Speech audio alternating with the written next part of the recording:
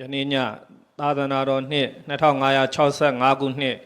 ကောဇာတက္ကရာ1383ခုနှစ်နတော်လာပြေကျော်9ရက်2021ခုနှစ်ဒီဇင်ဘာလ25ရက်စနေနေ့ညဓမ္မဒါနကုသိုလ်ရှင်များဖြစ်ကြသောအုတ်တွင်းမြို့အမှတ်30ပြည်လန်းနေဥခင်မောင်ဝင်းတိရိသမသိငီဘောတန်းတန်းနွဲ့သမီးမဆုမြတ်ခင်ဤမွေးနေ့Rasta Distribution Company Limited ကျန်နီစေဘောလိတ်မိသားစုတို့ဤဆင်ရင်ကျင်းပပြုလုပ်အပ်သော online ဓမ္မသဘင်နှင့်ဆက်လင်း၍ကျေးဇူးတော်ရှင်ပါမောက္ခချုပ်ဆရာတော်ဘုရားကြီးမှတရားဒေသနာတော်များဟောကြားချီးမြှင့်ပေးသနာတော်မူပါယံဘုရားတပည့်တော်ခြေတော်စုံဥခိုက်၍ရိုသေစွာလျှောက်ထားအပ်ပါသည်ဗျာ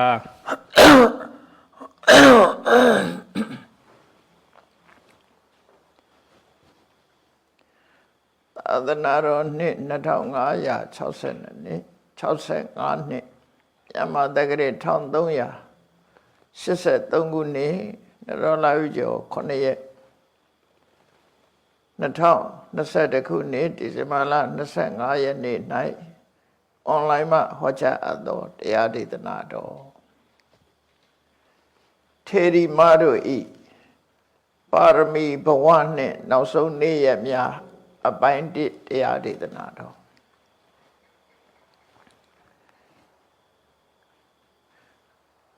ထေရီအပဌာနဆိုတဲ့ကျမ်း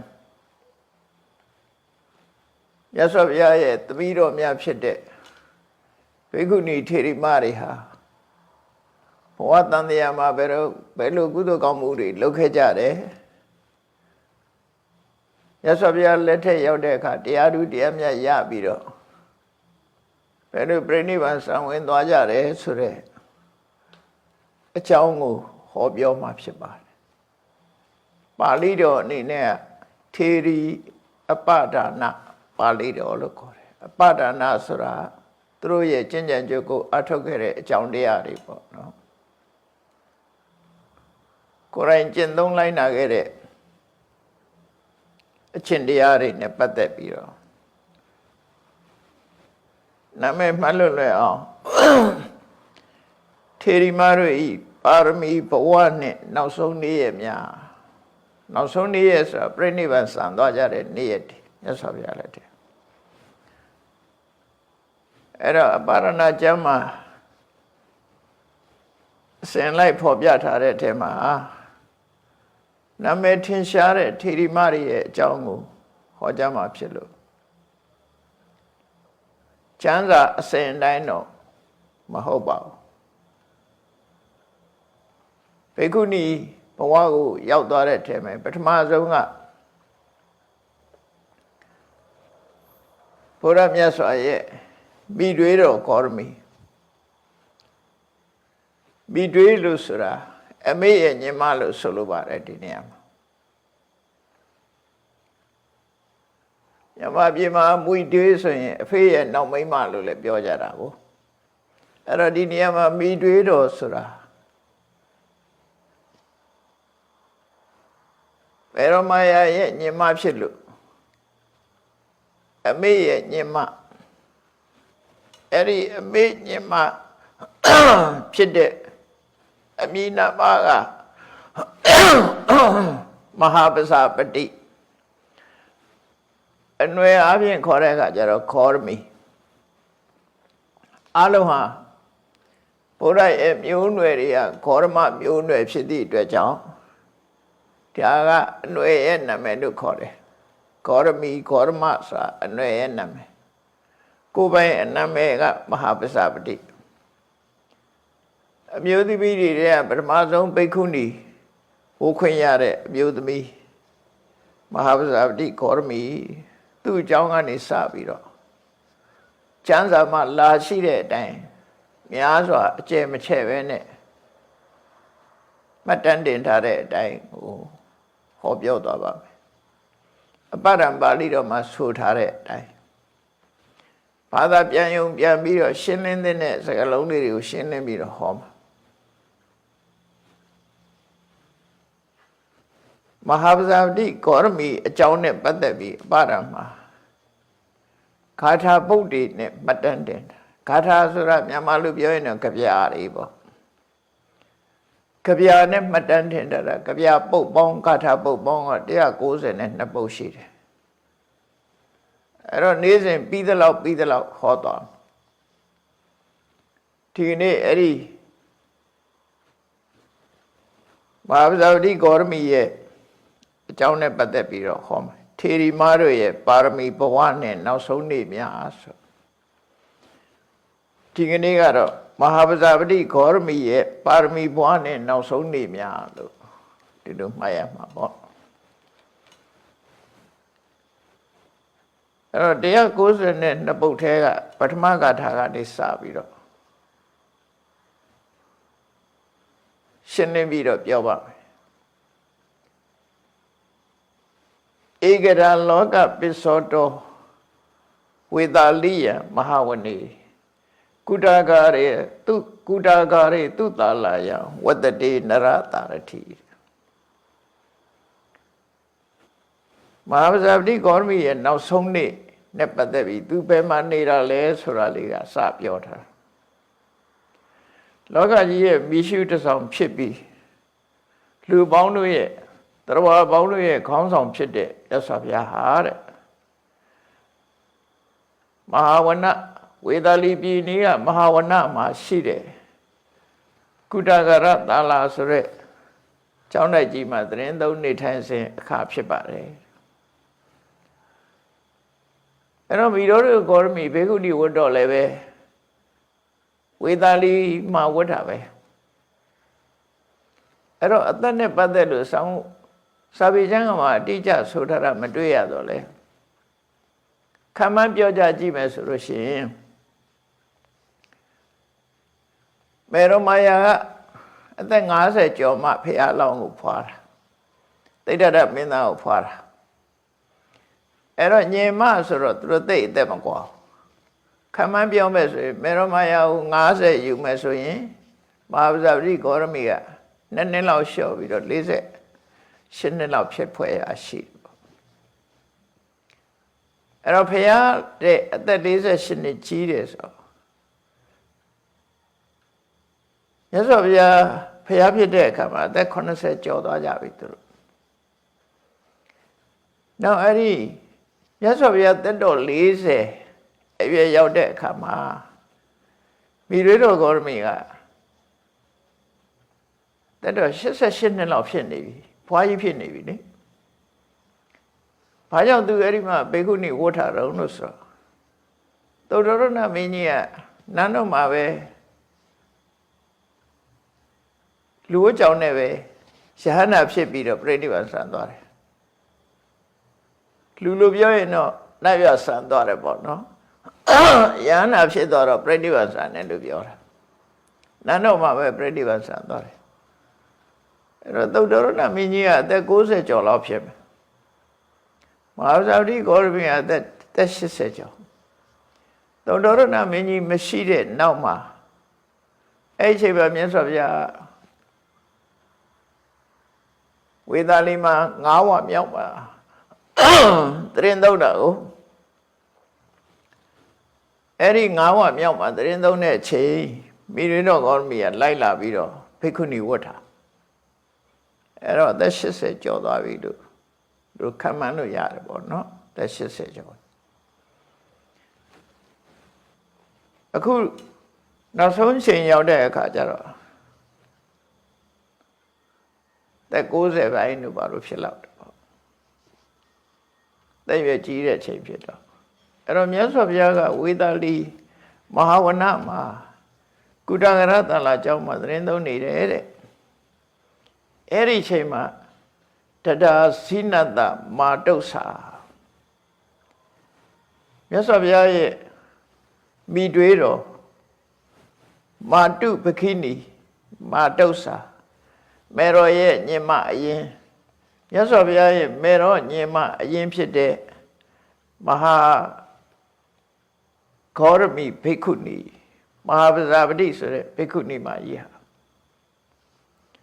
တဟင်္ဂတိပုရိရမေဝတိဘိက္ခုနီပတိဝေသာလီမှာဆောက်လုပ်လူဒန်းထားကြတဲ့ ဘေကုဏီမှာကြောင်းမှာတဲ့အဲ့ဒီတော့ကသတင်းသုံးနေထိုင်တာဖြစ်တယ်မြတ်စွာဘုရားကကုတကရသာလမဟာဝုံတော်တဲ့ကကုတကရသာလကြောင်းမှာနေတယ်မိတွေတော်ကဝေသာလီမြို့တဲကအမျိုးသမီးတွေကမြို့ထဲမှာနေတယ်တောမှမနေရမြို့သမီးတွေဆိုအနေရှိတာပေါ့ဒါကြောင့်မို့လို့မြို့တွင်းမှာဘိက္ခုနီတွေနေတဲ့ကျောင်းကိုဥပတ္တယလို့ခေါ်တယ်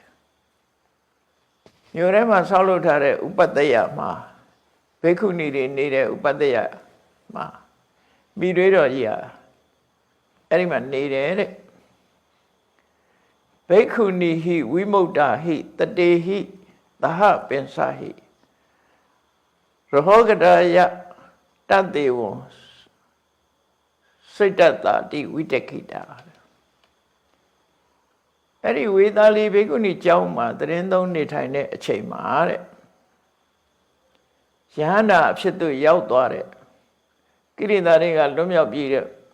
ဘိက္ခုနီမှာအချမ်းရံ900သူနဲ့အတူတကွဘိက္ခုနီကိုတဲ့ဘိက္ခုနီအချမ်းရံ900နဲ့အတူတကွနေပြီးတော့တယောက်တည်းနေတဲ့အချိန်မှာအတွေးဝင်လာတယ်အဲ့တော့လူတွေတဦးနဲ့တူစကားပြောနေရင်တော့အတွေးဝင်ခြင်းမှဝင်မှာတယောက်တည်းတိတ်ဆိတ်ငြိမ်သက်စွာနေတဲ့အချိန်မှာခေါင်းထဲမှာအတွေးဝင်လာတယ်တဲ့ပြီးရတော့ဂေါရမီကြီးတွေးမိလာတယ်ဘာတွေးမိတုံးဆိုအသက်ကလည်းကြီးလာတော့တွေးမိတယ်ဗုဒ္ဓတပရိနိဗ္ဗာနံသာဝကေခယုခတဝါယာဟုလနန္ဒနန္ဒနံနာဟံလစ္ဆာမိပတိတုံသူ့အသက်နဲ့တွဲချီတယ်သူ့အသက်က80ကျော်90လောက်တရားနီးနီးဖြစ်နေပြီဆိုတဲ့အခါမှာမြတ်စွာဘုရားကအဲ့တော့ငဲနေသေးတယ်ပေါ့50ကျော်ပတ်ဝန်းကျင်60အလောက်ရှိမှာပေါ့အဲ့ဒါကိုကြည့်ပြီးတော့ဗုဒ္ဓတပရိနိဗ္ဗာန်မြတ်စွာဘုရားပရိနိဗ္ဗာန်စန္နာကိုတော့ငါတွေ့ခွင့်ရမှာမဟုတ်ဘူးငါကအရင်သေးမှဖြစ်တယ်ကိုယ်အသက်ကြီးတာပေါ့နော်မြတ်စွာဘုရားရဲ့ပရိနိဗ္ဗာန်စံမှုတော့ငါတွေ့မှာမဟုတ်ဘူးတဲ့သာဝကေခယုဂတဝါချီးမြတ်တဲ့အက္ကတဝကရှင်သာရိပုတ္တရာရှမောကလန်တို့ရဲ့ပြိဋိဘံစံတဲ့ပွဲကိုလည်းငါတွေးခွင့်ရမှာမဟုတ်ဘူးတဲ့ယာဟုလနန္ဒနန္ဒနံနာဟံလစ္ဆာမိပတိတုံယာဟုလလည်းရေလေးယာဟုလရှိတယ်တူတော်ဖြစ်တဲ့အာနန္ဒာရှိတယ်သားတော်ဖြစ်တဲ့နန္ဒရဟန်းတော်ရှိတယ်အဲ့တော့သာသနာတော်မှာရောက်ရှိနေကြတဲ့ယာဟုလာတို့အာနန္ဒာတို့နန္ဒတို့သူတို့ရဲ့ပြိဋိဘံဆန်တဲ့အချိန်လဲငါမှီမှမဟုတ်ဘူးတွေးမိတာတယောက်တည်းနော်သူတို့ပြိဋိဘံဆန်တဲ့အချိန်လဲငါမှီမှမဟုတ်ဘူးတဲ့ဗုဒ္ဓတပရိနိဗ္ဗာနာ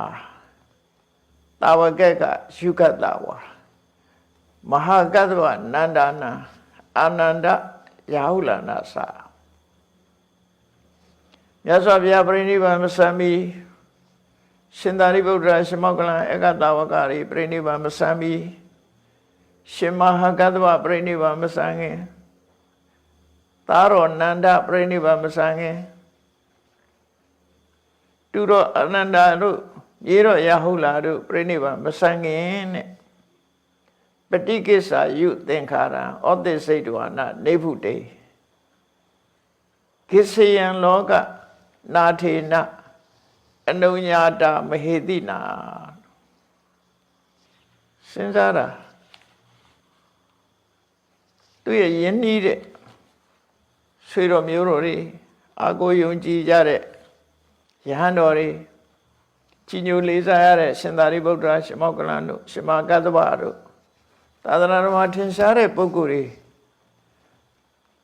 အာနန္ဒာတို့ယာဟုလာတို့ဆိုတဲ့ဆွေတော်မျိုးတော်တွေပြိဋိဘံမဆန်းခင်နဲ့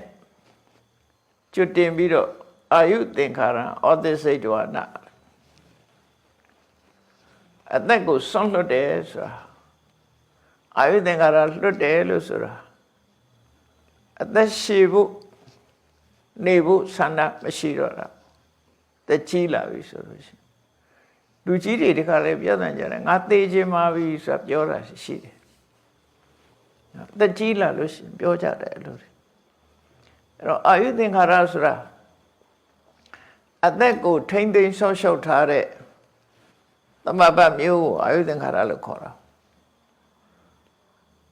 စိတ်ဆွမ်းအားနဲ့ယက်တည်နေတာယောဂပဲဖြစ်စေပါဘူးပဲဖြစ်စေသမဘတ်ဆွမ်းအားနဲ့ထိန်းထားနိုင်တဲ့အနေအထားတွေရှိတာရသော်ဗျာအာယုသင်္ခါရလွတ်တယ်ဆိုတာသက်ရှိဖို့အတွက်မကြိုးစားတော့ဘူးနော်အေဂျင့်နဲ့နိဗ္ဗာန်ကိုသွားတော့မယ်ဆိုရယ်ဆုံးဖြတ်ချက်ကလေးငါလည်းပဲအခုအသက်ကြီးသည့်အတွက်ကြောင့်အာယုသင်္ခါရဆုံးလွတ်ပြီးတော့လောကရဲ့ကိုးစားရဖြစ်တဲ့မြတ်စွာဘုရားရဲ့ခွင့်ပြုချက်ဖြင့်ငါနိဗ္ဗာန်ကိုသွားတော့မယ်ဘဝကိုဆုံးသတ်တော့မယ်လို့ဒါစိတ်ထဲမှာပေါ်လာတာနော်တွေးမိတာတည့်ရကြတော့လို့တွေးနေမကောင်းဖြစ်တာမဟုတ်ဘူးသို့သောသူ့ရဲ့အသက်ကိုကြည့်ပြီးတော့သူကဒီလိုတွေးမိတာအဲ့ဒီအချိန်မှာပဲတထာပင်စတတနံပိဘိက္ခုနီဝိတကိတအာတိခေမာရိကနံပိဧတရေဝဝိတကိတမဟာပဇဝတိဂေါရမိဘိက္ခုနီမကြီးကစိတ်ကူးတဲ့ပေါ်လာသလိုအတွေးဝင်လာသလိုသူနဲ့အတူနေတဲ့ခေမာစတဲ့ဘိက္ခုနီမတွေကလည်းသူတို့လည်းအသက်တွေကြီးကြပြီဆိုသိပ်မကွာတော့အနည်းဆုံး80ကျော်80ကျော်တွေပဲဖြစ်မှာပေါ့80ကျော်တွေဖြစ်မှာသူတို့လည်းအဲ့ဒီအတွေးဝင်လာတယ်တဲ့တို့အသက်ကြီးပြီတွေးတွေဝင်လာကြတယ်ခန္ဓာကိုယ်ကြီးကိုပြုစုရတာပင်ပန်းပါပြီလူတွေကတော့ပြောနေကြတာခန္ဓာကိုဝန်တော့ဝန်မိုးကြီးလို့မြင်နေပြည့်တကယ်သူတော်ကောင်းနေရလူတွေကသူ့အတွက်လှုပ်ပေးနေရတာလေတကယ်ဝန်တော့ဝန်မိုးကြီးလူတွေကသာပျော်ပါပါလှုပ်နေကြတာပျော်ပါပါဘာကြောင့်လှုပ်တာတော့ဆိုတဏှာရဲ့ကျွန်ဖြစ်နေလို့ပဲကျွန်းဆိုတာအရှင်သခင်မျက်နှာကြည့်ပြီးတော့မျက်နှာကောင်းရအောင်လုပ်နေတဲ့သဘောပဲကိုယ်ဒုက္ခပေးနေတဲ့ခန္ဓာကြီးကကိုယ်ဝန်တော့ဝန်မိုးကြီးပဲမနေ့အိပ်ရထားတဲ့အချိန်ကစပြီးသူ့တောင်းဝန်နေလုပ်ပေးနေတာလေလူတွေကမသိဘူးအဲ့ဒါကိုယ်တောင်းဝန်လို့ပဲထင်တယ်။ဘာလို့မျက်နှာသက်ရတယ်တိုင်းလက်ထဲဝင်ရတယ်အလုံးကသူ့အတွက်တွေလုပ်ပေးရပြီးတော့မနေ့စာပေးရတယ်နောက်ဖီလိန်ပြည့်စင်ရတယ်သူ့သက်ရှိဖို့ဘဝမှာပြည့်စုံမှုအလုပ်ကိုင်းသွားလုပ်ရတယ်ဒီထဲမှာစားလာလို့စားရှာပြီးစားကြပြန်တယ်အချိန်တန်တော့အိမ်ပြန်ညနေကျတော့ပင်မနှောနေတော့အိတ်ကြပြန်စားကြပြန်ပေါ့နော်တနေ့လုံးဘသူအတွက်အလုပ်လုပ်တာတော့ဆိုဒီခန္ဓာကိုယ်ကြီးအတွက်လုပ်နေတာအားလုံးဟာတေချာစဉ်းစားကြည့်လိုက်လို့ရှင်သူ့အတွက်မဆုံးနိုင်တဲ့လုပ်ငန်းတွေကိုလုပ်နေကြတာတကယ်ဝန်တော့ဝန်မိုးကြီးပဲပုရုဇဉ်တွေကတော့ဒါတည်းကပျော်နေတာသူ့အတွက်လုပ်ရတယ်လို့မထင်ဘူးငါအတွက်လုပ်နေတယ်လို့ပဲထင်အချိန်တန်းလာတော့သူကယောဂရလာပြန်ပို့ပြီးတော့ဝန်တော့ဝန်မိုးဖြစ်လာယောဂရတယ်နားတယ်ကျင်တယ်နှိမ့်ဆက်တယ်စိတ်ဆင်းရဲရတယ်အဲ့တော့သူပဲဒီခန္ဓာကိုယ်ကြီးကြောင့်လူတွေကဒုက္ခရောက်ပြီးနောက်ဆုံးမှပြိုလဲပြီးတော့သေပွဲဝင်သွားကြပြန်မဆုံးနိုင်တဲ့ဘဝတန်တရားခီးကိုပြန်ပြီးထွက်ခွာသွားကြပြန်နောက်ထပ်ဝန်တော့ဝန်မိုးတစ်ခုရပြန်အဲ့ဒါကြောင့်ရှင်သာရိပုတ္တရာကတခါတော့ညီးတွားပြီးတော့ပြောဆိုဘူးတယ်ဘာရိတောဘဝဘာရိနခိရိဥ္စာရိတောယထာ ဝရဲ့တောင်းဝန်ကြီးဟာတဲ့တောင်းကြီးထမ်းထားရတယ်လို့လေးပါတယ်လို့ပြောတာခိရိဥစ္စာရိတော်ရတာတောင်းကြီးထမ်းထားရတယ်လို့ဘဝရဲ့ဝန်တော့ဝန်မှုကြီးကလေးလာတယ်အဲ့ဒါကြောင့်မလို့ဘဝဝန်တော့ဝန်မှုကင်းတဲ့စီကိုသွားမယ်လို့မဟာပဇာတိကောရမီဘေကုတိမာကြီးကလည်းဒါစဉ်းစားမိတယ်သူနဲ့အတူနေတဲ့ဘေကုတိမာ900လည်းပဲတုံးနဲ့တူညှိနှိုင်းထားတာမဟုတ်ပဲနဲ့ကိုနေရာလေးကိုနေခြင်းကနေဒီအတွေးခေါင်းနဲ့ဝင်လာကြတယ်တိုက်ဆိုင်မှုတွေပေါ့နော်အဲ့ဒီလိုသူတို့တွေးလိုက်တဲ့အချိန်မှာလူသားတွေကတော့မသိကြဘူးလူသားတွေကမသိဘူးသိတာကဘာလို့ဆိုရင်နတ်တွေကသိလိုက်ကြတယ်အဲ့ဒီအချိန်မှာထူးထူးခြားခြားဘာဖြစ်သွားတယ်ဆိုဘူမိစာလောတရအာတိသူတို့အဲ့ဒီဖြိုင်သူတွေးလိုက်တဲ့အတွေးလိုက်တဲ့အချိန်လေးမှာငရင်လှုပ်သွားတယ်တဲ့ပတ်သက်မှုတွေအဲ့လိုရှိမြေကြီးကလှုပ်ရှားပြီးတော့ထုတ်သွားတယ်ငရင်လှုပ်ခြင်းအကြောင်းကအမျိုးမျိုးရှိတယ်ပေါ့အမျိုးမျိုးရှိတဲ့ထဲမှာအခုကတော့မိတွေတော်ဂေါရမီတို့ရဲ့ဆုံးဖြတ်ချက်တွေ့တော့ချက်တွေကိုသိရတဲ့အခါကျတော့ဝမ်းနေတဲ့အနေနဲ့မြေကြီးကတုန်ခါသွားတယ်တဲ့ဆက်ဆက်မှုတွေကတော့ရှိနော်တုန်ခါသွားတယ်ဒါကြောင့်မို့ထူးခြားတဲ့လူတွေမွေးဖွားရင်လည်းငရင်လှုပ်တယ်ဆိုတာဖះလောင်းလေးမွေးဖွားလာတော့လည်းငရင်လှုပ်တယ်ထူးခြားတဲ့ဖြစ်ဖြစ်တည်ရှိရင်မြေကြီးကတုန်ခါပြီးတော့ထူးခြားတဲ့အနေအထားတွေကိုပြတယ်နာဒိတာဒေဝတုံထုဒေဝထုံထုပိနတ်စီလို့ခေါ်တဲ့ကောင်းကင်ယံကမိုးချုံတန်တော်လဲတန်ကြီးကလည်းထွက်ပေါ်လာတယ်ခုတခါဂျက်လီကြီးတွေပြသွားတဲ့အခါအတန်မြည်တယ်လို့ပဲကောင်းကင်မှာဘာမှမရှိဘဲနဲ့အဲ့ဒီအတန်ကြီးကမြည်သွားတယ်ဥပတ္တယဓိဝထာယောဒေဝတာသောကပိလိတာမိရွေတော်ကြီးရဲ့စိတ်ကူးပြိဋိဘဆန်တော့မယ်ဆိုရဆုံးဖြတ်ချက်သူကသိလိုက်တာနဲ့တပြိုင်နက်ဘေကုဏီမှာကျောင်းမှာစောင့်ကြနေထိုင်ရတဲ့နတ်တွေကလည်းပဲစိတ်မကောင်းကြီးစွာဖြစ်ပြီးတော့ဝိလပန္တာသူကရုဏာတထသူနိပဝတ္တယုံစိတ်မကောင်းဖြစ်ပြီးတော့နတ်တွေကတနာเสียငိုကြွေးကြတယ်တဲ့နတ်တွေတော့မျက်ရည်ကျကြတယ်ငိုကြွေးကြတယ်မျက်ရည်ထွက်ကြတယ်မိတ္တာဘိက္ခုနီယောတာဟိဥပကန္တဝနာကောရမေအဲ့ဒါလို့ငရင်လှုပ်လိုက်တဲ့အချိန်မှာ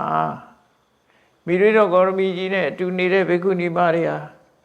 မိရိတော်ဂေါရမီစီရောက်ရှိလာတယ်ငရင်ကြီးလှုပ်သွားလိုက်တဲ့အခါဒါထုံးစံပဲပေါ့ထူးခြားတဲ့ဖြစ်စဉ်တစ်ခုဖြစ်ရင်သွားပြီးတော့ဝန်းရညတာပေါ့မိရိတော်နီးရောက်သွားကြတယ်ရောက်သွားပြီးတော့နိပိစသီရတာပါတိဣဒံဝဆနမပြအောင်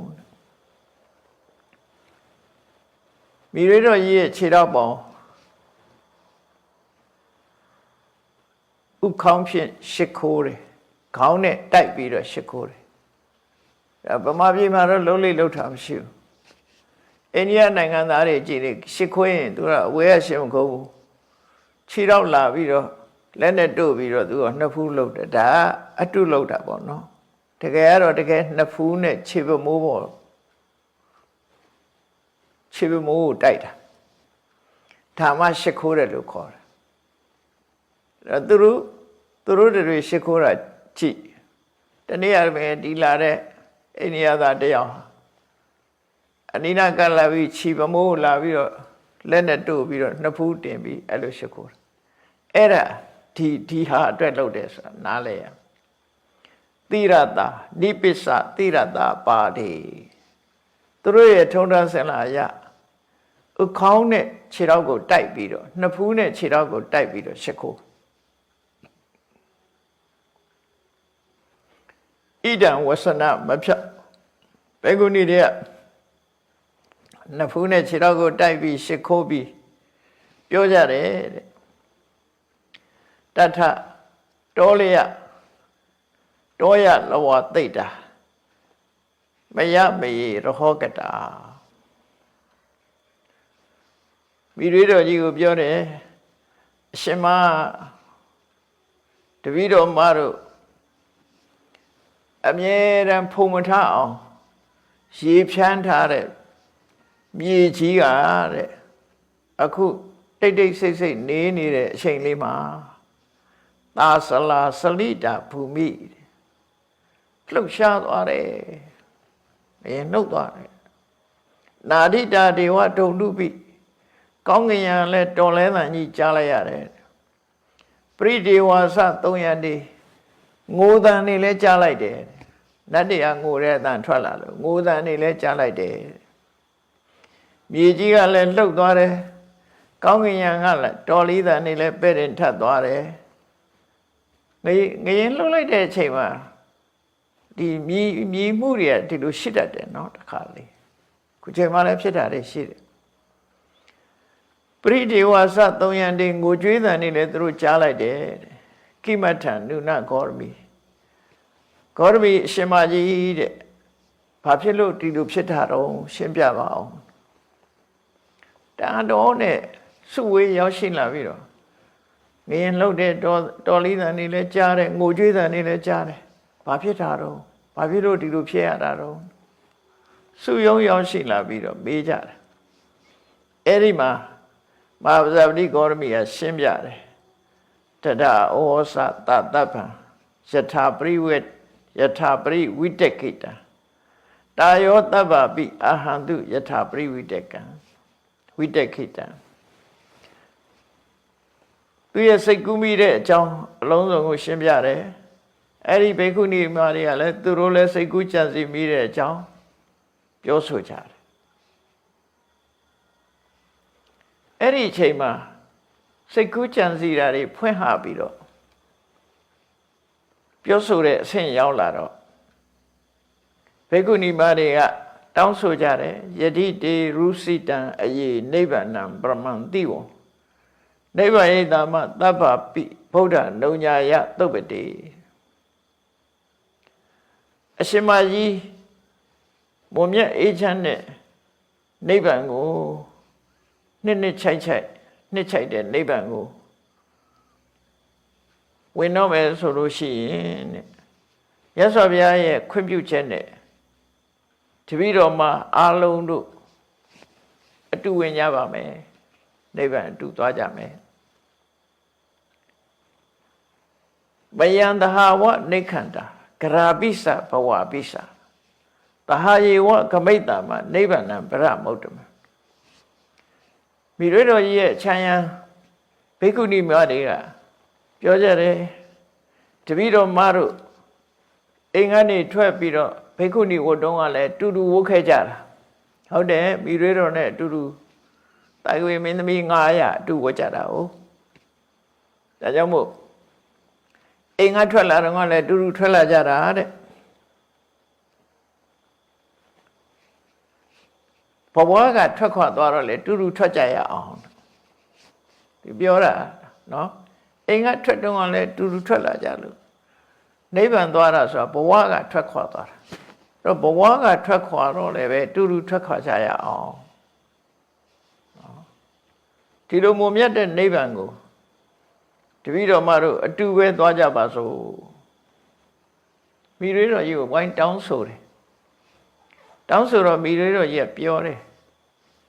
နိဗ္ဗာနာယဝသန္တိနံကိဉ္ဝေခာမိတိသာဝရံသဟတဗ္ဗဟိနေခေစီဘိက္ခုနီနိလယတရာဘိက္ခုနီမကြီးကပြောတယ်နိဗ္ဗာန်သွားမယ်ဆိုတာငါဘာမှပြောစရာမလိုတော့ပါဘူးအလုံးဟာဒီနိဗ္ဗာန်လိုချင်လို့ပဲလှုပ်လာကြတာပဲအခုနိဗ္ဗာန်သွားကြမယ်ဆိုတော့ငါအထူးပြောစရာမရှိပါဘူးတဲ့ဆိုပြီးတော့ကဲရသော်ဘုရားစီခွင့်တောင်းမှုသွားကြစို့ဆိုပြီးတော့အဲ့ဒီပြောဆိုပြီးတခါမိရွေတော်ကြီးရောဘိက္ခုနီမတွေရောအကုန်လုံးဘိက္ခုနီကျောင်းကနေထွက်ခွာကြတာချက်ချင်းပဲသူတို့မှဘာပစ္စည်းမှလည်းသိမ်းစရာမလိုဘာပစ္စည်းမှလည်းသိမ်းစရာမရှိဘူးဝတ်ထားတဲ့အဝတ်သင်္ကန်းလေး ကောက်ပတ်ပြင်ပြီးတော့ဘေကုဏီမ900နဲ့မိတွေတော်ဂေါရမီတို့ဟာဘေကုဏီမကျောင်းကိုဘေကုဏီမကျောင်းကနေထွက်ခွာလိုက်ကြတယ်သဟတပ္ပဟိဒိဋ္ဌင်စီဘိက္ခုနီနိလျာတရာပြောဆိုပြီးတာနဲ့တပြိုင်နက်ဘေကုဏီမတွေသတင်းသုံးတဲ့ကျောင်းဆောင်ကနေပြီးတော့အားလုံးဟာဘေကုဏီမ900နဲ့900ဟာထွက်ခွာသွားကြပြီထွက်ခွာသွားတဲ့အခါကျတော့ထွက်ခွာသွားတဲ့အချိန်လေးမှာမိတွေတော်ဂေါရမိကျဘာပြောတော့ဆိုဥပတေယယာဓိဝဋ္ဌာဒေဝတာတာခမန္တုမေဘေကုဏီမကျောင်းကိုစောင့်ကြနေကြတဲ့နတ်တွေတဲ့ငါတို့ကိုတိခံခွင့်လွှတ်ကြပါဒါတကယ်ယဉ်ကျေးမှုပဲအတူနေတဲ့ပုဂ္ဂိုလ်တွေဆိုလို့ရှိရင်တစုံတစ်ခုတုံးတဲ့တူပြောမှဆိုမှရှိမယ်ဆိုရင်တိခံမှာဆိုနော်ဘေကုဏီမကြီးကမဟာဇာတိဂေါရမီကဘေကုဏီမကျောင်းမှာဆောင်းရှောက်နေကြတဲ့နတ်တွေတဲ့ငါတို့ဘောတိခံခွင့်လွှတ်ကြပါတဲ့ဘေကုဏီနိလယသေတံပစ္စည်းမံဒသနာမမအခုဘေကုဏီကျောင်းကြီးကိုအခုငါမြင်ရတာနောက်ဆုံးမြင်ရတာပါပဲတဲ့နောက်ငါဒီမှာပြန်လာနိုင်တော့မှာမဟုတ်တော့ပါဘူးဒါနောက်ဆုံးမြင်ခြင်းပါပဲဆိုပြီးတော့တရားသဘောကိုပြောပြတယ်အဲ့တရားသဘောပြောပြပုံလေးနိဗ္ဗာန်အကြောင်းကိုပြောပြတာနာစရမစ္စုဝါယထအပိယဟိသမဂမောပိယဟိနဝီယောဂုဋ္ဌိတံဝစိတ်တံအသင်္ကတံဘေကုဏီမကျောင်းကခုငါထွက်ခွာတာပြီးထွက်ခွာတာပါတဲ့ဘယ်သွားမလဲလို့ဆိုလို့ရှင်အိုခြင်းဆိုတာလည်းမရှိတဲ့နေရာသေခြင်းဆိုတာလည်းမရှိတဲ့နေရာမုန်းတီးတဲ့ပုဂ္ဂိုလ်တွေနဲ့ဆုံစည်းခြင်းဆိုတာလည်းမရှိတဲ့နေရာချစ်ခင်နဲ့မိတ်ဆွေတွေနဲ့ကွဲကွာခြင်းဆိုတာလည်းမရှိတဲ့နေရာပြုပြင်ထိမ့်သိမ်းစရာမလိုတဲ့အကြောင်းတရားကင်းတဲ့နိဗ္ဗာန်ကိုငါသွားတော့မယ်အဲ့တော့နိဗ္ဗာန်နဲ့ဗုဒ္ဓဘာသာတွေပြောနေတာနိဗ္ဗာန်ရဲ့အဓိပ္ပာယ်ကိုဒီမှာတစ်စီတစ်စောင်းပြောသွားတဲ့သဘောနစရမစ္စုဝါယထအဲ့ဒီနိဗ္ဗာန်ဆိုတဲ့အနေထားမှာတဲ့အိုခြင်းဆိုတာမရှိဘူးသေတာဆိုတာမရှိဘူးမုန်းတီးတဲ့ပုဂ္ဂိုလ်တွေနဲ့အတူနေရတယ်ဆိုတာမရှိဘူးချစ်ခင်တဲ့ပုဂ္ဂိုလ်တွေနဲ့ခွဲခွာရတယ်ဆိုတာမရှိဘူးလို့ဆိုလိုတယ်ပေါ့ဆိုလိုတာကဒုက္ခတွေမရှိဘူးလို့ပြောလိုတာပါနိဗ္ဗာန်မှာဘာဒုက္ခမှမရှိဘူးအဲ့ဒီဘာဒုက္ခမှမရှိတဲ့နိဗ္ဗာန်ကိုသွားတော့မယ်အဲ့ဒါလို့ပြောလိုက်တဲ့စကားသံကိုကြားလိုက်ရတဲ့အခါမှာကြားတဲ့ပုဂ္ဂိုလ်တွေကအဲ့မှာဘေကုဏီမတွေလည်းပါတယ်ပေါ့ပုထုဇဉ်ဘေကုဏီမတွေလည်းရှိမယ်နတ်တွေလည်းပါတယ်အဝိဒရာဂတံသုတ်တဝဝဆနံသူကတောရတာဘုရားရှင်နဲ့သမီးတော်ဖြစ်တဲ့ဘေကုဏီမကြီးထံကနေပြီးတော့အဲ့ဒါလို့ပြောတဲ့စကားကိုကြားလိုက်ရတဲ့အခါမှာတဲ့တောကတံပရိဒေဝိတုရှင်တွေကတောကရဲ့နှိပ်စက်မှုကြောင့်ငိုကြတာအဲ့ချိန်မှာရှင်တွေမှာတောကနှိပ်စက်လို့ရင်ထဲမှာရှိုက်ကြီးတငယ်ငိုကြတယ်ငိုရင်းကနေသူတို့ဘာပြောတော့ဆိုအဟောနောအပ္ပပုညတာငါတို့ကန်နေလိုက်နေခြင်းလို့အဲ့ဒါလို့ငိုကြွေးမိကြတယ်ငါတို့ဟာကန်နေလိုက်လေခြင်းအဟောနောအပ္ပပုညတာကုသကံနေလိုက်တာဆိုပြီးတော့ဘာကြောင့်ကုသကံနေတယ်လို့ပြောတော့ဆိုဘိက္ခုနီနိလယောတုံညောအဲ့ဒီမှာဘူတောတာဟိဝိနာအယံပပတိဝိယတာရယောနဒိတန္တိစိနောရတာ အဲ့တော့ဘေကုဏီမကြီးတို့ဆွန့်ခွာပြီးတော့ဘေကုဏီကျောင်းကိုဆွန့်ခွာပြီးတော့မဟာဗဇာတိဂေါရမီနဲ့ဘေကုဏီ900ထွက်သွားတဲ့အခါမှာတကြောင်လုံးတိတ်ဆိတ်သွားတယ်ဘာမှမရှိတော့လူသူမရှိတဲ့နေရာဖြစ်သွားတယ်လူသူမရှိတဲ့နေရာဖြစ်သွားတယ်ဘာနဲ့တူတုံးဆိုလို့ရှိရင်ပပတိဝိယတာရာယောနဒိတန္တိစိနောရတာမနဲ့မိုးလင်းတဲ့အချိန်ကောင်းကင်ကကျဲတွေပျောက်သွားသလိုဘေကုဏီမှာကျောင်းမှာ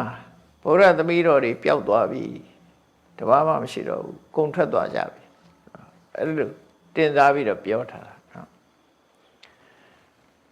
နိဗ္ဗာန်ဂေါရမိယတိတတေဟိသဟပင်စာဟိနတိတတေဟေဝသဟခင်းကပင်စာဟိတာကရံ900သောဘိက္ခုနီမတွေနဲ့အတူမဟာဗဇာတိဂေါရမိဟာနိဗ္ဗာန်ကိုဥတည်ပြီးတော့သွားပြီဘာနဲ့တူတုံးဆိုလို့ရှိရင်မြင့်ငယ်900နဲ့အတူတကွခင်းကမြေရည်တွေဟာပင်လယ်ထဲစီးသွားတယ်လို့ပဲအားလုံးဟာတဆူတဲ့နော်နိဗ္ဗာန်ကိုဝင်ရောက်သွားကြပြီလို့သူတို့ဆိုလို့တယ်ပေါ့နော်ကျောင်းကထွက်ပြီးတော့သွားကြတာအဲ့လိုထွက်ပြီးတော့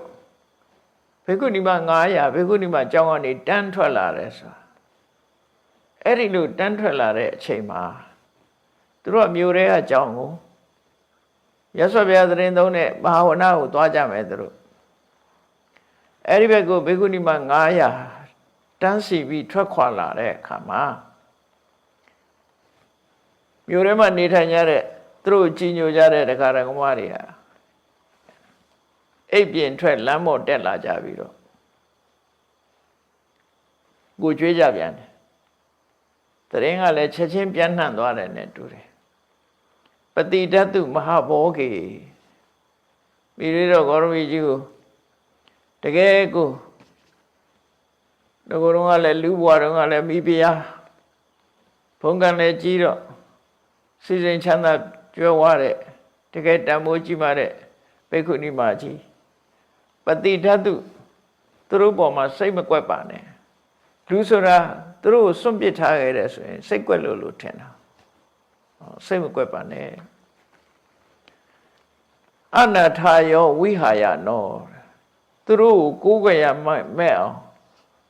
စွန့်ပစ်ပြီးတော့တရားနာယုတ်တာနိဗ္ဗာန်တုံအစ္ဆတဝိလပိန်တုတာလမ်းပေါ်ထွက်လာတဲ့ကိုးကွယ်ကြတဲ့ဒကာဒကမတွေကသူတို့ဆန္ဒဒီမဖြစ်စေခြင်းနဲ့သူတို့ရဲ့တွေ့တာမှုကသူတို့ယင်ထဲကိုနှိပ်စက်လို့နိဗ္ဗာန်ကိုမသွားသင့်ပါဘူးမသွားသင့်ပါဘူးဒီမှာပဲအမြဲနေသင့်ပါတယ်လို့ငိုကြွေးပြီးတော့ပြောဆိုကြတယ်တဲ့အဲ့ဒီတရားချတယ်တာတံသောကပဟနတ္တာအဝေါစမဓုရံခိရချွန်သာသောစကားနဲ့သူတို့ယင်တွင်ကသောကတွေပြည့်ငြိမ်းမှုအတွက်ပြီးရွေးတော်ကြီးကပြောတယ်ရုဒိတေနအလံပုဒ္ဒါဟာတကာလောယပစ္ဆဝောမိရွေးတော်ကြီးပြောတဲ့စကားကိုထုတ်ပြတာရုဒိတေနအလံပုဒ္ဒါသမီးတို့သားတို့မငိုသင့်ကြပါဘူးဟုတ်လားငိုနေကြမငိုသင့်ပါဘူးတောကမဖြစ်သင့်ပါဘူးဒီအချိန်ဟာဟာတကာလောယအစ္ဆောဒီကနေ့အချိန်ဟာမင်းတို့မျက်နှာတွေရှင်ပြုံးရမယ့်အချိန်ဖြစ်ပါတယ်ငိုရမယ့်အချိန်မဟုတ်ပါဘူးမင်းတို့မငိုကြပါနဲ့ဘာကြောင့်လို့ဆိုရင်ပရိညာတံမယဒုက္ခငါဟာဒုက္ခအကြောင်းကိုလည်းကောင်းကောင်းသိထားပြီးပြီတဲ့ဒုက္ခဟေတုဝိဝိစီတောဒုက္ခဖြစ်ကြောင်းတရားကိုလည်းငါဖယ်ရှားပြီးသွားပြီနိရောဓမေသစ္စိကတောဒုက္ခချုပ်ငြိမ်းရနိဗ္ဗာန်ကိုငါမျက်မှောက်ပြုပြီးပြီမေဃောစာပိသူပဝိတောနိဗ္ဗာန်ရောက်ကြောင်းအကျင့်တရားကိုလည်းငါပွားပြီးသားဖြစ်နေပြီအဲသူလုပ်တဲ့အလုပ်တွေဟာအလုံးပြီးနေပြီဒုက္ခအကြောင်းငါကောင်းကောင်းသိပြီးပြီဒုက္ခဖြစ်ကြောင်း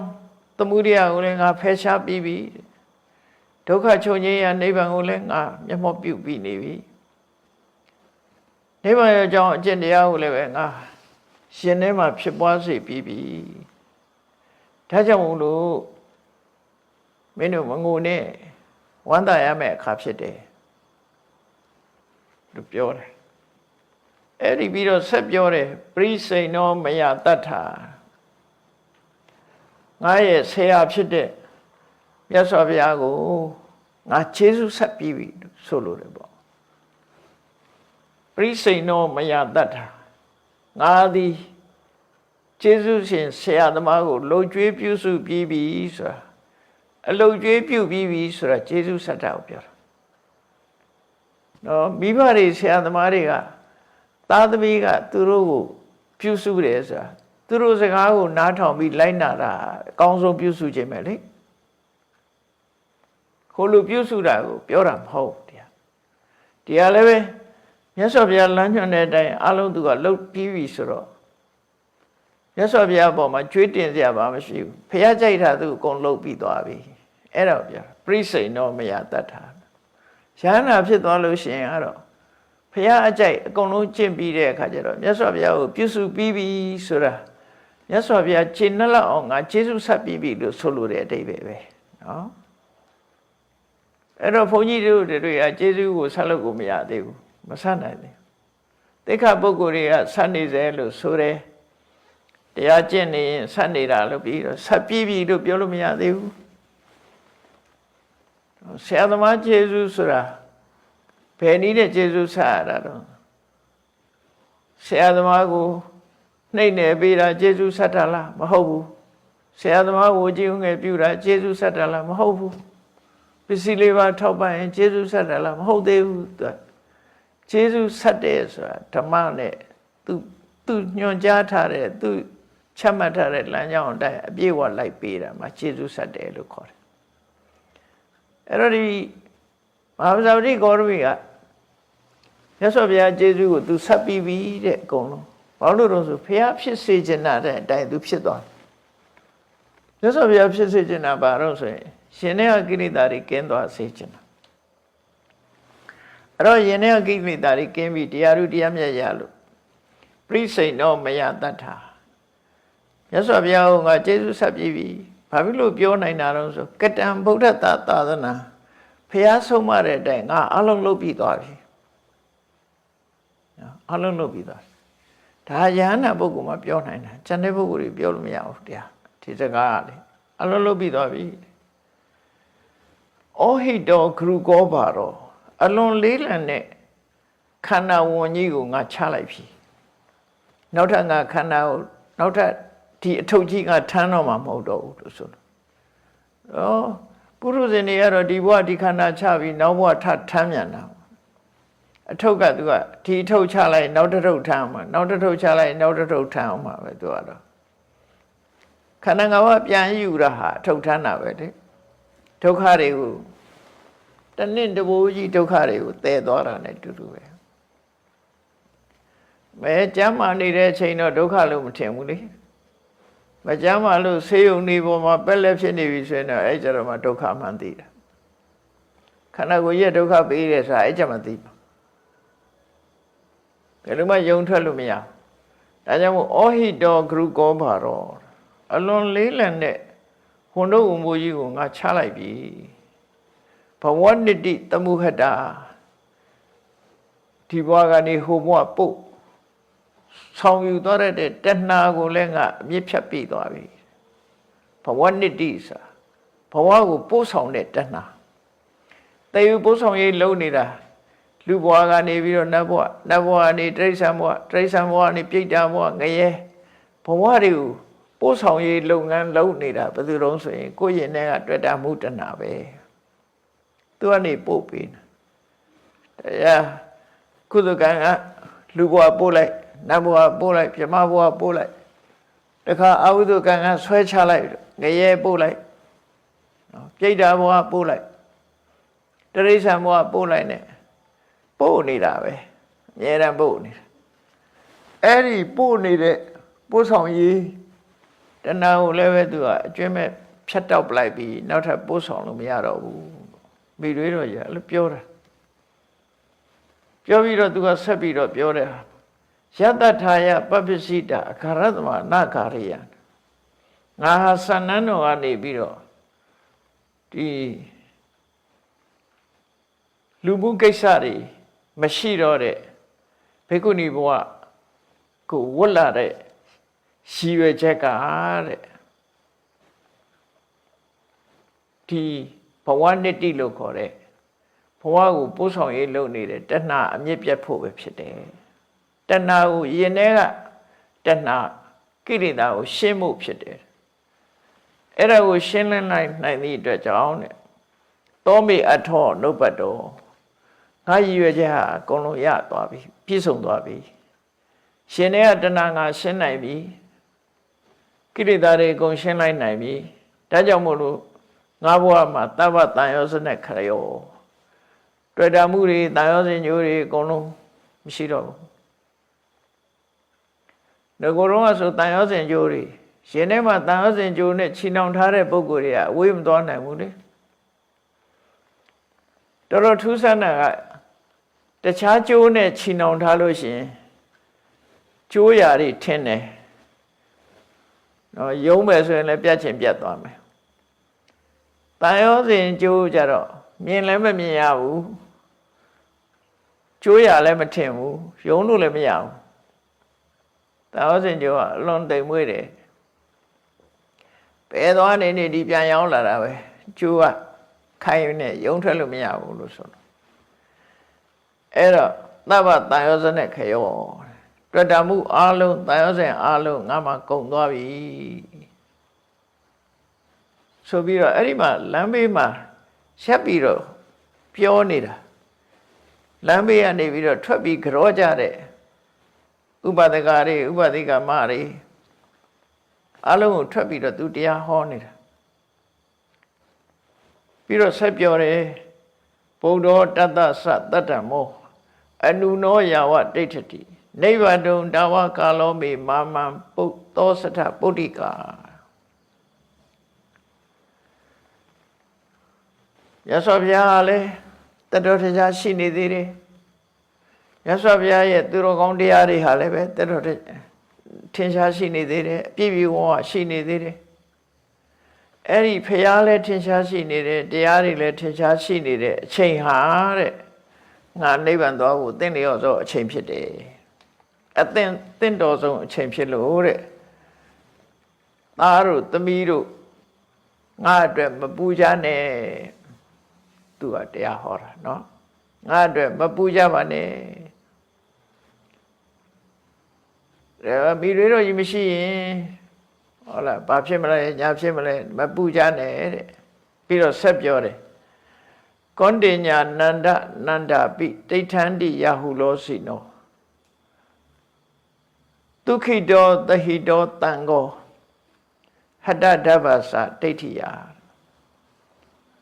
အခုချိန်မှာရှင်ကောန္တေညာလည်းအသက်ထင်ရှားရှိသေးတယ်ရှင်အန္တနာလည်းအသက်ထင်ရှားရှိသေးတယ်ရှင်နန္ဒလည်းအသက်ထင်ရှားရှိသေးတယ်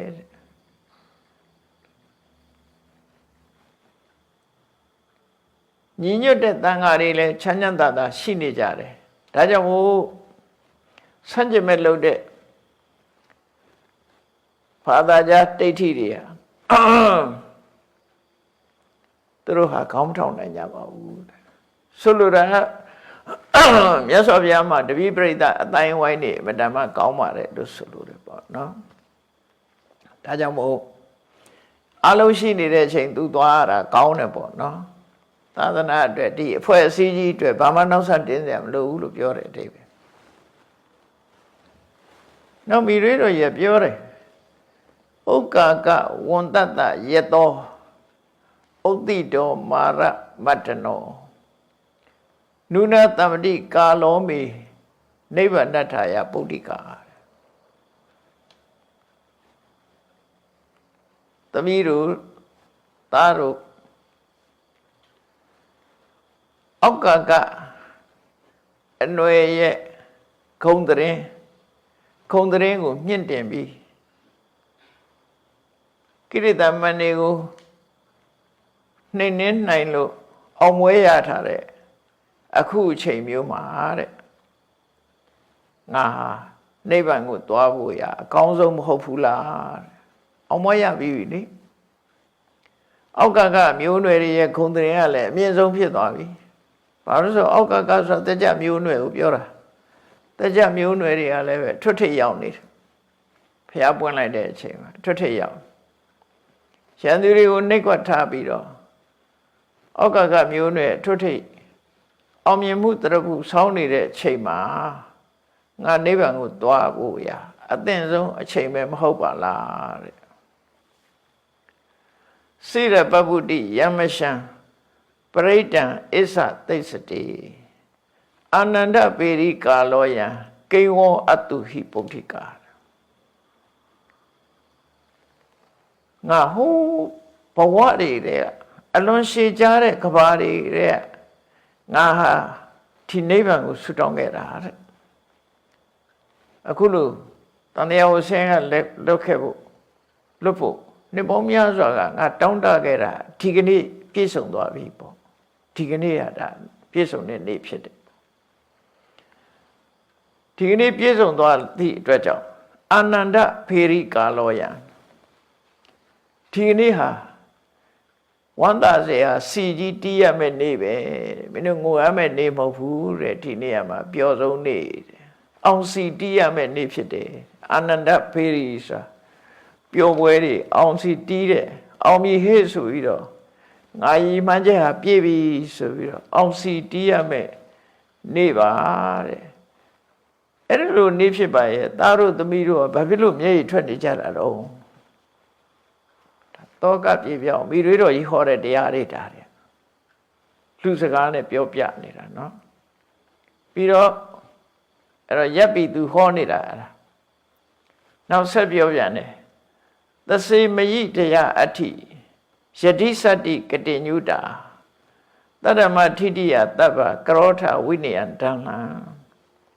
အလုံးမှတ်သားစရာကောင်းတဲ့စကားသစေမယိတရားအဋ္ဌိငါပေါ်မှာမေတ္တာတွေအကျဉ်းတွေရှိကြတဲ့ဆိုရင်တဲ့ယတိစတ္တိကတိညုတာငါရဲ့ခြေဆုတရားတွေကိုသိတယ်ဆိုလို့ရှိရင်တဲ့တတ္တမထိတိယတပ္ပကရောထဝိရိယဓမ္မံသူတော်ကောင်းတရားတည်တမ်းမှုအတွက်ခိုင်မာသောလုံလဝိရိယနဲ့ကြိုးစားကြပါဒါပဲเนาะသူတော်ကောင်းတရားတည်ရှိဖို့အတွက်ခိုင်မာသောလုံလဝိရိယနဲ့ကြိုးစားအထောက်ကြပါအလုံးကိုသူကဆုံးမတကပြောသွားတာထိနံအဓာတိပပိစံတမ္ဗုဒ္ဓောယာစိတောမယတတ္တမယထာတံနေဋိတံနန္ထိတံတထာတမနုဒိဋ္ဌတာစာကြောင်းလေးကိုသူပြန်ဖော်ပြတာမြတ်စွာဘုရားကတဲ့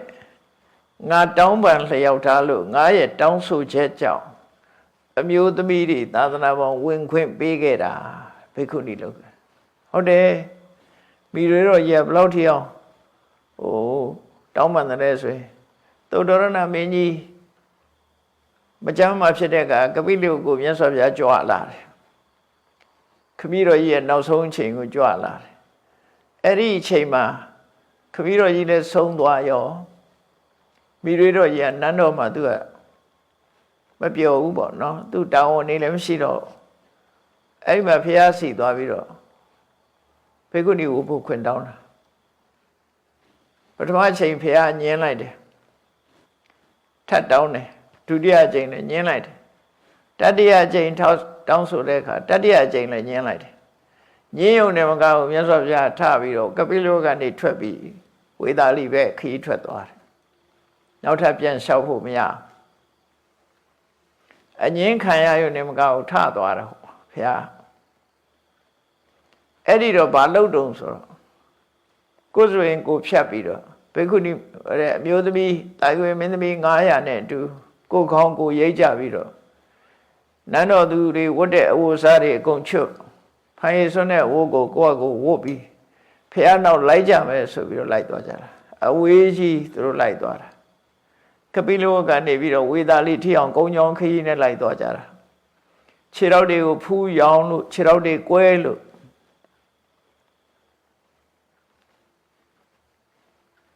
ကိုရောက်တဲ့အခါကျတော့မာဝနတော်ဟုတ်တဲ့ကုတကရတအကြောင်းခိတ်ပေါက်လေးပါအပြင်မှာအထဲထဲလည်းမဝင်ရဘူးဖះရဲ့စိတ်ဆန္ဒမသိဘူးဆိုပြီးတော့အပြင်မှာအဲ့လိုပင်မနွမ်းနယ်ပြီးဖုံလုံးလုံးကပ်ပြီးခီးပန်းပြီးအဲ့ဒီမှာစုပြီးတော့ထိုင်းနေကြတာရှန္ဒနာကလမ်းလျှောက်ရင်ကျောင်းဘဝရောက်သွားတဲ့အခါကျတော့ယောဂီဝတ်တွေနဲ့ဖန်ရည်စွမ်းဝတ်တွေဝတ်ပြီးတော့အမျိုးသမီး900အရိနာရောက်နေတော့ဘသူတွေပါလိမ့်လို့ခလန်လန့်နားလည်းရောက်မိတွေးတော်ကြီးတို့အုပ်စုဖြစ်တဲ့အခါမှာစိတ်ထဲမှာရှန္ဒနာထိတ်လန့်သွားတယ်စိုးရိမ်သွားတယ်ကပိလဝနန်းတော်များဘာပြဿနာဖြစ်လို့တော့ပေါ့နန်းတော်သူတွေဟာတော့ပင်မနန်းတယ်ဆိုတာနဲ့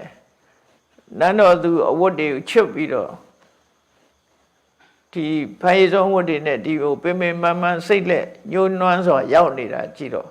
ဟာကပိလဝနန်းတော်များဘာများဖြစ်တာပါလဲလို့လန့်သွားတယ်နောက်ပြီးတော့မေးလိုက်တဲ့အခါကျတော့ဘာပြောတော့ဆိုသားတော်ဖះစီဘေကုဏီဘိုးခွင့်တောင်းတာခွင့်မပေးဘူးဒါကြောင့်မို့လိုက်လာတယ်ဆိုတဲ့အဲ့ဒီကျတော့ရှင်အနန္ဒာကတနာသွားတယ်မြတ်စွာဘုရားကသူခွင့်တောင်းကြည့်ပါဦးမယ်ဆိုပြီးဖះစီဒီမှာပဲနေကြအောင်ဆိုပြီးတော့ဖះစီသွားတယ်သွားရောက်တဲ့အခါကျတော့ကြိုးကြောင့်ပြောပြတာမိတွေးတော်တို့900ဟာကျောင်းဘဝရောက်နေတယ်သူတို့လည်းတော့ပင်မနွမ်းနေနေကြတယ်မြတ်စွာဘုရားခွင့်မပြုလို့ဆိုပြီးတော့သူတို့စိတ်ဆင်းရဲနေကြတယ်ရှင်ဘုရားမျိုးသမီးတွေသာသနာ့ဘုံဝင်ခွင့်ပြုလိုက်ပါဘိက္ခုနီကိုခွင့်ပေးလိုက်ပါမြတ်စွာဘုရားကသူတောင်းဆိုပေးတယ်တောင်းဆိုတော့မြတ်စွာဘုရားညင်းတယ်မင်းမတောင်းပါနဲ့တဲ့ဒီဟာသဘောမတူပါနဲ့တဲ့ဆိုတခါတတိဒုတိယအကြိမ်နဲ့ထပ်လျှောက်တယ်ညင်းတယ်မြတ်စွာဘုရားတတိယအကြိမ်လျှောက်တော့လေညင်းပြန်အဲ့တော့ဂိတ်ကကုံသွားပြီကုံတော့ရှင်အနန္ဒာကတခြားနည်းနဲ့ငါပြောင်းလျှောက်ကြည့်အောင်မယ်ဆိုပြီးတော့အရှင်ဘုရားတဲ့အမျိုးသမီးတွေသာသနာပေါင်းဝင်ပြီးတော့တရားဥတရားမြတ်ရနိုင်ပါသလားဆိုအဲ့ဒီမေကုန်းမေးလိုက်တာမေးလိုက်တော့အဲ့ဒါကြတော့မြတ်စွာဘုရားရပါတယ်လို့ဖြေလိုက်တယ်သာသနာပေါင်းဝင်ပြီးတော့တရားကျင့်မယ်ဆိုရင်တရားဥရနိုင်ပါတယ်အဲ့ဒီဟာရှင်နန္ဒာအလျှောက်ကောင်းတာပေါ့နော်ဒီတိုင်းခွင့်ပြုပါဆိုလို့မရဘူးဒါပဲမျိုးသမီးတွေကသာသနာပေါင်းဝင်ပြီးတော့တရားကျင့်မယ်ဆိုတရားဥတရားမြတ်ရနိုင်ပါသလားဆိုမြတ်စွာဘုရားရနိုင်ပါတယ်အရှင်ဘုရားတဲ့ရနိုင်တယ်ဆိုလို့ရှိရင်ဒီမေတော်ပြီးတွေးတော်ကြီးဟာအရှင်ဘုရားမေတော်ကြီးမရှိတဲ့အချိန်တုန်းကသူ့ပဲနိုးတိုက်ပြီးတော့အရှင်ဘုရားထိန်လာတာတဲ့ကျေးဇူးရှင်ကြီးပါတဲ့ဟုတ်တယ်လေဘုရားလောင်လေးမွေးပြီးတော့9ရက်မှာပဲပေတော်မရကွယ်လွန်သွားတာကိုနိုင်ရဆန်သွားတာအဲ့တော့သူကနန္ဒဆိုတဲ့ပထမသားတော်လေးကိုမွေးဖွားတဲ့အချိန်မွေးဖွားပြီး2ရက်3ရက်ပဲရှိသေးတယ်အဲသူ့သားလေးကိုနိုးတိန်အပ်ပြီးတော့ဖះကြတော့သူကိုယ်တိုင်နိုးတိုက်ပြီးမွေးတာသူ့တူလေးကိုကိုယ်တိုင်နိုးတိုက်တယ်သားကိုနိုးတခြားနိုးတိန်ကိုအပ်လိုက်ပြီးတော့သူကိုယ်တိုင်ကဖះနိုးတိုက်ကျွေးတယ်အဲ့တော့အရှင်ဘုရားကိုမိတွေးတော်ကြီးကအဗ္ဗဓမ္မကျင်နာပြီးတော့သူ့သားတော်မှာနိုးမတိုက်ဖဲနဲ့ရှင်ဘုရားကိုနိုးတိုက်ပြီးကျွေးလာတာပါတဲ့သူကျေးဇူးတရားတွေရရှင်ဘုရားခွင့်ပြုလိုက်ပါဆိုမြတ်စွာဘုရားသူစကားနဲ့သူခွင့်ပြုလိုက်ရတယ်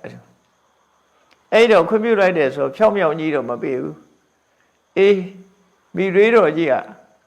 ငါချက်မှတ်တဲ့စီမင်း8ချက်အတိုင်းလိုင်းနာမဲ့ဆိုရင်တော့ဆိုတာလေးပါတယ်ငါချက်မှတ်လိုက်တဲ့ဂရုဒံ8ချက်ဂရုဓမ္မဆိုတာတမ္မဏိစီမင်းပေါ့လေခုခေတ်လို့သုံးရင်တော့အဲ့ဒီစီမင်းအတိုင်းလိုက်နာမဲ့ဆိုလို့ရှိရင်တော့လက်ခံလို့ရှိရင်တော့ခွင့်ပြုမယ်လို့ဒါမိတွေးတော်ကြီးအတွက်အဲ့လိုခွင့်ပေးလိုက်တယ်အဲ့ဒီတမ္မဏိစီမင်းတွေကိုရှင်အနန္ဒာကိုမြတ်စွာဘုရားမိန့်လိုက်တယ်မိတွေးအမျိုးသမီးတွေလိုက်တာမဲ့ချက်8ချက်အဲ့မိန်လိုက်တော့ရှင်အနန္ဒာကမိတွေးတော်ကြီးစီအကြောင်းပြန်တယ်မြတ်စွာဘုရားကတော့ဒီလိုမိတ်ရှိတယ်ဂရုရန်8ချက်ဆိုရက် ဒီလိုက်နိုင်ရမယ်တစ်သက်လုံးလိုက်နိုင်ရမယ်စီကံကြီး၈ချက်ကိုလိုက်နိုင်မယ်ဆိုလို့ရှိရင်တဲ့မိရိတော်သာသနာပေါင်းဝင်ပြုရမယ်ဘိက္ခုနီပြုခွင့်ပြုမယ်လို့မြတ်စွာဘုရားအမိန့်ရှိပါတယ်ဆို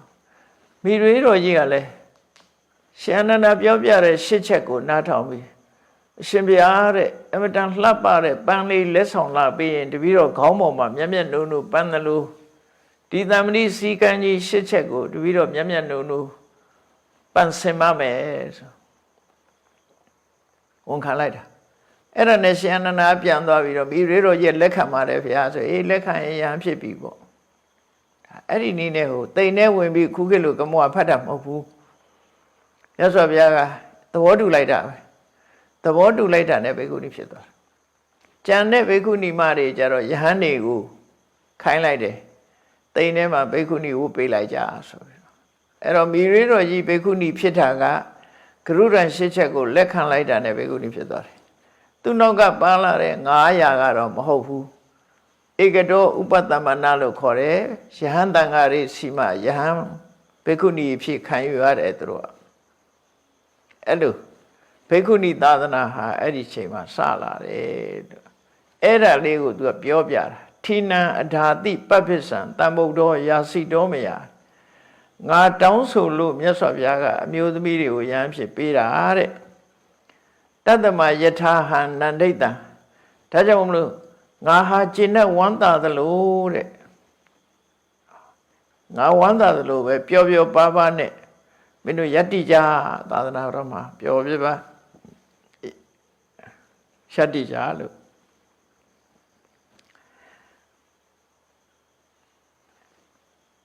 ပြောပြီးတော့မြတ်စွာဘုရားစီခီးဆက်ပြီးတော့ထွက်သွားတယ်အဲ့တော့နောက်ရက်ကြတော့မှဒီဇာလန်းကိုဆက်ပြီးတော့ဂါထာပုတ်ပေါင်းခုဒီကနေ့32ပုတ်ပြီးသွားပြီဂါထာ192ပုတ်ရှိတဲ့ထဲက32ပုတ်ကိုမကြော်ဘဲနဲ့အဓိပ္ပာယ်ရှင်းပြီးတော့ပြောတာเนาะသူအစဉ်တိုင်းပဲပြောတာအပူမပါဘူးအပူကနည်းနည်းရှင်းတာလေးတော့ပါတယ်ပေါ့လေအဲ့လိုလမ်းဘေးမှာရက်ပြီးတော့တရားချပြီးတော့အခုလိုပြောသွားတယ်အဲ့ဒီကနေမြတ်စွာဘုရားစီဆက်သွားတယ်နောက်ရက်ကျမှဆက်ပြီးတော့နားကြနော်တရားချက်ခင်သူတော်စင်ပြိဿအပေါင်းတို့ထေရီမတို့ဤပါရမီဘဝနဲ့နောက်ဆုံးရက်များအပိုင်းတစ်ကိုနာယူမှတ်သားပြီးသူတော်စင်သူတော်မြတ်တို့ရဲ့အဆုံးအမတရားကိုမှတ်သားနာယူကြပြီးတို့တွေလည်းလိုက်နာကျင့်ကြံကြုတ်ကိုအထောက်ကြမှာဖြစ်တယ်လို့ကိုယ်စီကုသိုလ်တရားပွားများအောင်ကြိုးစားနိုင်ကြပါစေကုန်သတည်း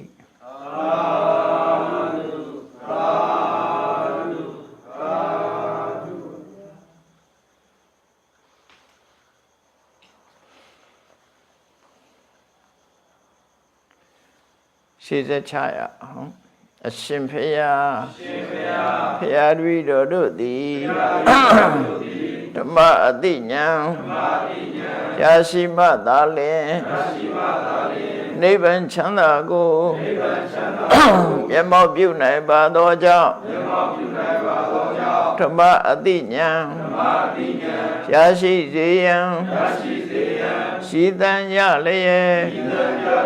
ဓမ္မသဘင်ဆင်ကျင်ပါပြုလုပ်ကြ၍အမတဒါနာဓမ္မဒါနာတရားအလှတော်ကိုပေးလူကြပါကုန်၏တရားတော်မြတ်ကိုရုပ်သေးလေးမြတ်စွာမမတ်သားသာအာယုန်ထားလျက်နာကြားကြပါကုန်၏တရားတော်မြတ်ကိုတတ္တဗဝတ္ထုအစုစုတို့ဖြင့်ပူဇော်ကြပါကုန်၏ယနေ့ယခုအာထုတ်ပြုလုပ်ကြရသောဤကောင်းမှုဤကုသိုလ်စုစုသည်နိဗ္ဗာန်ချမ်းသာ၏အကြောင်းအထောက်ပံ့ဖြစ်ပါစေတည်းဤကောင်းမှု၏အဖို့ဘာကကို အမိအဖအဖိုးအဖွာဆရာသမားမစ၍ကဘာသူကဘာသာလူနတ်မြမတတ္တဝအများတို့အားအမြအမြဝေငှပါကုန်၏ကုသိုလ်အမြ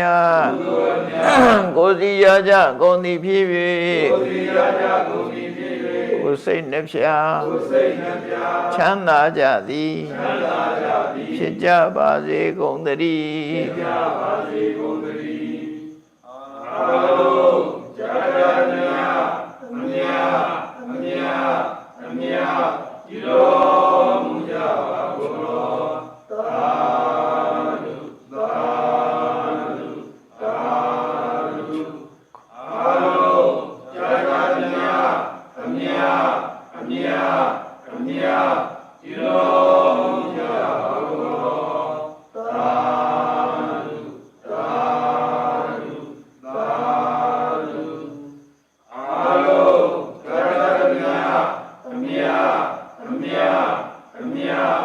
You know